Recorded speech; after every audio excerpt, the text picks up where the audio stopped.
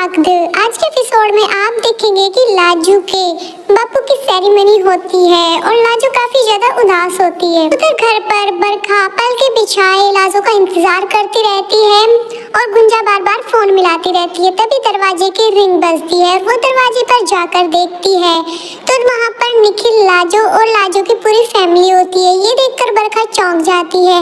लाजू अपनी माई को अंदर लेकर आती है। फिर वो उसकी माई से हाल चाल पूछती है और बोलती है कि आपको कुछ प्रॉब्लम तो नहीं है मेरे ऐसे आ जाने से अचानक।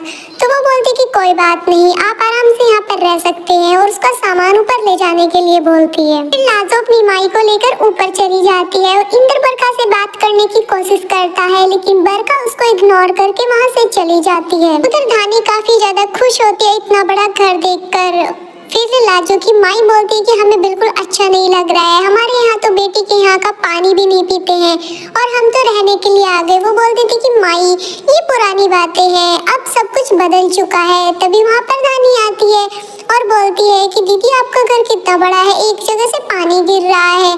तो वो बोलती है कि यहाँ पर बहुत सारी चीजें हैं जो हम तुम्हें दिखाएंगे और अपनी बहन के साथ मस्ती करने लगती है, लेकिन देखती है कि उसकी माई काफी ज्यादा उदास होती है। उधर बरखा इंद्र के बारे में सोच सोच कर परेशान होती रहती है। तभी उसकी पियोन आती है और खाने के बारे में पूछती है तो बरखा उसको बताने वाली होती है, लेकिन वो पहले ही सब कुछ बता देती है। बरखा इस बात से काफी खुश होती है। उधर आदिराज आयशा के लिए एक न्यू टीवी लेकर आता है और दोनों ही बड़े प्यार से मूवी देखते रहते हैं, लेकिन टीवी बार बार बीच में बंद होता रहता है तो उन दोनों में अनबन होती रहती है। उन दोनों की पूरी रात ऐसे ही निकल जाती है। उधर जैस्मीन काफी ज्यादा गुस्सा होती है और सोचती है कि निखिल मेरा होने ही वाला था, लेकिन ये लाजो फिर से बीच में आ गई।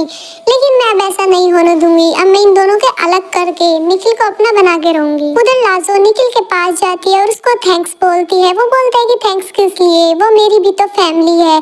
तभी उसकी वहाँ पर पियोन आती है और बताती है कि आपसे कोई मिलने के लिए आई है। निखिल जैसे ही नीचे जाता है तो वो देखता है कि जैस्मीन वहाँ पर होती है और वो जाते ही उसके गले लग जाते हैं। निखिल को थोड़ा ऑफर लगता है। फिर वो बोलती है कि तुम्हारे आने से मुझे काफी ज्यादा खुशी हुई है और मैं तुम्हारे लिए नोट्स लेकर आई हूँ। फिर वो ऊपर देखती है तो उसको दिखाई देती है लाजो और वो लाजो को देखकर बहुत ज्यादा चिढ़ने लगती है और बोलती है कि मुझे तो यकीन ही नहीं हो रहा है कि इतना सब कुछ होने के बाद तुम अपनी पत्नी को अपने साथ लेकर आओगे।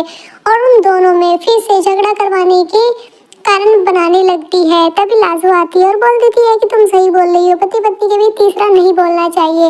और वो फिर सारी बातें जैस्मीन को सुनाने लगती है और बोल देती है कि तुम चाय लोगी या कॉफी, और वहाँ से चली जाती है।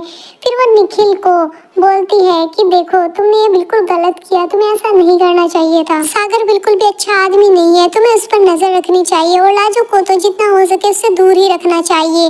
और फिर वो निखिल को नोट्स देती है और फिर निखिल उसको थैंक यू बोलता है तो वो निखिल के फिर से गले लग जाती है। लाजो की माँ ये सब कुछ देख लेती है और वो काफी ज्यादा चौंक जाती है कि आखिरकार ये क्या हो रहा है।